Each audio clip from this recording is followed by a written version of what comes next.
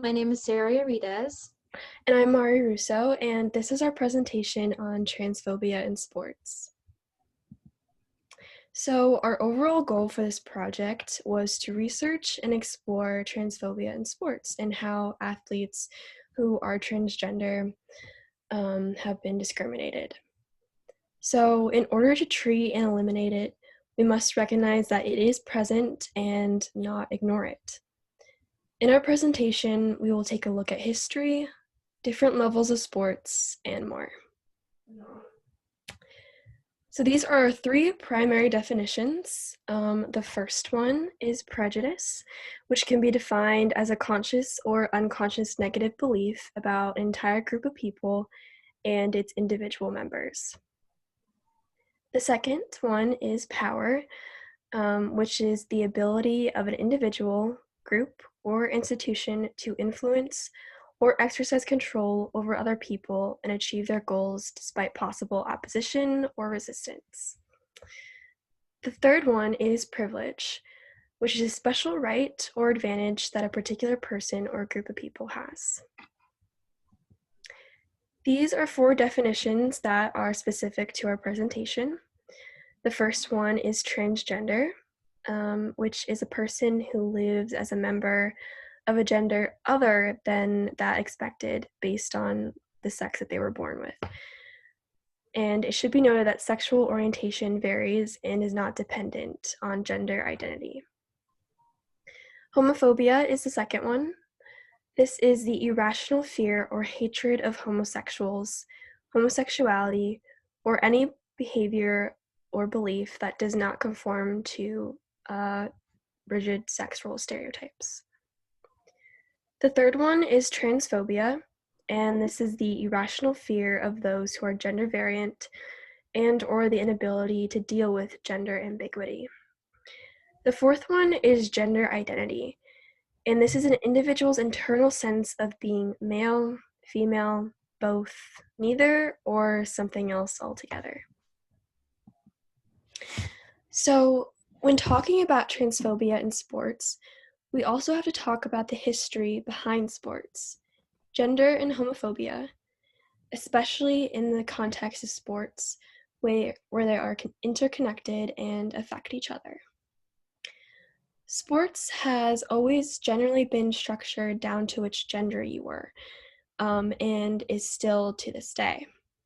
And you can see this throughout how women and men's sports are separated, especially in terms of media representation and how much athletes of a certain gender are paid. In general, women face a lot of discrimination because hypermasculinity is maintained very well in the world of sports through media and media-dominated environments. They also face being sexualized, especially in mainstream media, and are shown more in non-athletic wear than their male counterparts, especially in magazines. Their authority is also questioned when they are in positions of power, especially when they are a manager of a team or other high-level positions. In fact, the world of sports is generally only favorable toward cisgendered straight men, due to the also heavy prejudice toward anyone who is part of the LGBTQ plus community. In fact, many wait until they retire to come out so that they don't have to deal with the backlash and discrimination from all sides. They can face this discrimination from coaches, sporting governing bodies, fans, politicians who decide their rights, and others. With a sport that is heavily reliant on rigid definitions of male and female, there's also active exclusion of trans athletes. There are so many restrictions for trans athletes when getting into sports, especially with the idea that they are not man enough or woman enough to be in either side. Many transgender individuals feel persecution for their gender identity and experience transphobia and even violence, which causes many to avoid any type of situation that will encourage this. and this results in them avoiding sports or even quitting the sport that they were pursuing. In fact, Smith, Cuthbertson, and Gale, who conducted a study in 2012, found that as many as 80% of transgender participants in their study had experience with transphobia or homophobia in sports, including 60% of them reporting physical abuse and 7% experiencing some form of sexual assault. An environment that was heavily shown to be non-favorable to transgender individuals are PE classes, where there is a lot of gender definitions being rigidly set from early on.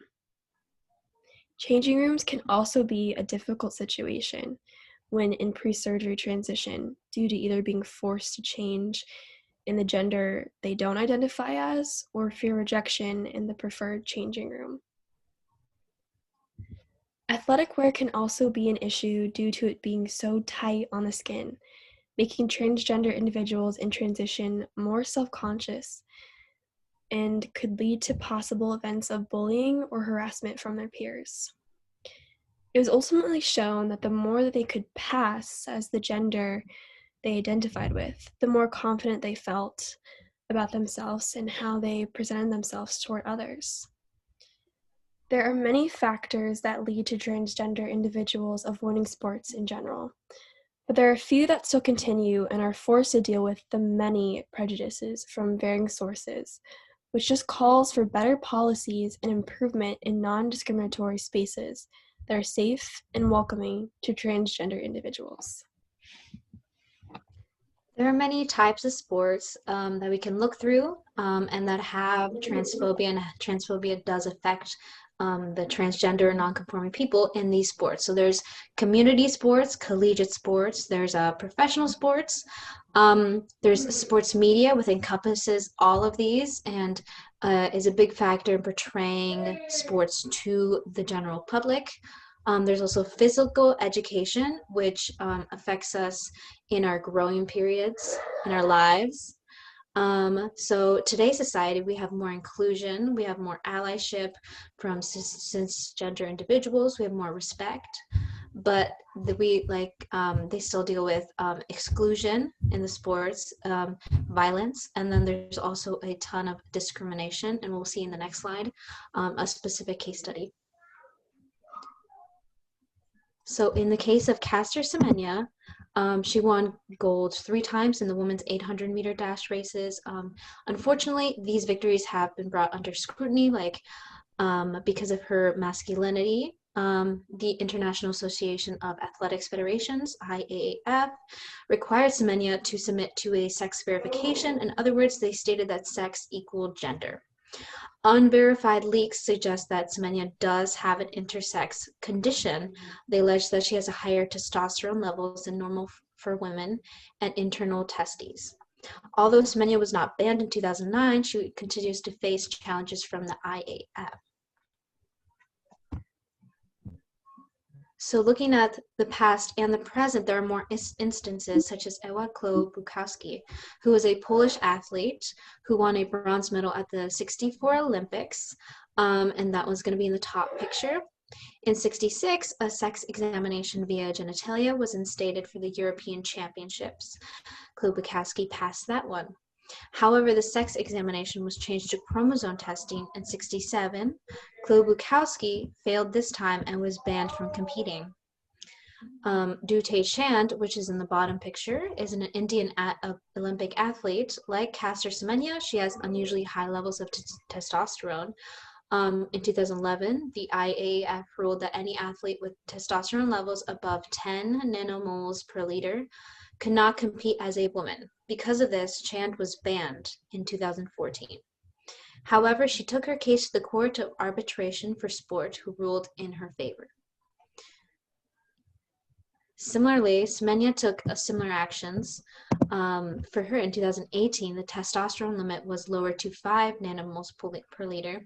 The IAAF procured a study linking testosterone to athletic performance. The ruling only affects the 400, 800, and 1500 meter dashes. Athletes are examined on a case-by-case basis. Semenya took her case to the Court of Arbitration for Sport, but lost. Although the Swiss Federal Supreme Court initially repealed the IAF's policy, the repeal was retracted a few weeks later. The future is uncertain for Semenya and Shand, as well as the second and third place winners at the 2016 Olympic women's 800-meter dash, Francine Niyonsaba and Margaret Wambu, which goes to show a lot of discrimination and how they are just banned and not allowed to compete. Right? And we cannot change the world overnight, unfortunately. Social change is slow and often difficult, but we can change it gradually through multiple venues. With sports being a broad category, there are multiple ways we have to approach change, but in a broad sense, we can normalize trans athletes in sports through increased media representation. The more people see trans athletes, the more inclusive sports will become. In addition, aspiring trans athletes can feel represented too and feel more motivation to continue their own track or sport. We can increase education through schools and media, such as in PE classes and social media, not just about transphobia, but also focusing on critical thinking and addressing their own and our own biases and possible ways their prejudices affect how they treat others. Lastly, we can increase active inclusiveness through use of correct pronouns, adequate help for their needs, not letting bullying continue or start, especially in locker rooms or on the field. And this is our references page. Thank you.